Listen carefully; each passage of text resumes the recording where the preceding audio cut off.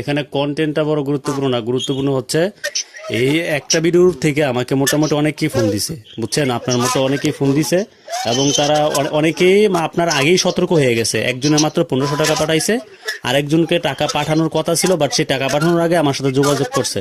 যোগাযোগ করাতে আমি বলছি তুমি টাকা পাঠাও না। তেরা ভিডিও দিয়ে ফেলছে, বুঝেন নাই? হ্যাঁ দেখে, আমরা তো আর ওরকম ভিডিও আমি এটা দিয়ে দেখি নাই। হ্যাঁ সে, আমি এমন একটা ট্যাপে পড়ে গেছি, আমার সাথে আরো কয়েকজনের কথা হয়েছে, ওরাও মামলা টামলা নিয়ে মানে সবাই সর্বশান্ত হয়ে গেছে, এরকম একটা অবস্থা। তো মানে কেউ 12 লাখ, কেউ 6 লাখ, কেউ 5 লাখ এরকম টাকা হারাইছে, বুঝছেন?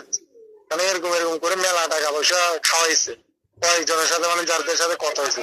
কেউ হচ্ছে এখন ওই মামলা করার মতো কোনো ক্যাপিটাল কারণই নাই, বুঝছেন? এই হচ্ছে সমস্যা।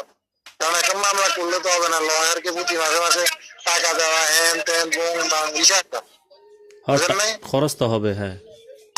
হ্যাঁ, ওইটাই হচ্ছে মেন সমস্যা। ওইটা না হলে তৎক্ষণে খাওয়া দিতাম। কারণ আমি তো মনে করেন বললাম না, ফুল ডিটেলস, যেমন আপনি যে কালকে নাম্বারে আপনার সাথে যে অ্যাড করছে ওর ডিটেলস আমি কালেক্ট করে ফেলবো, বুঝলেন নাই?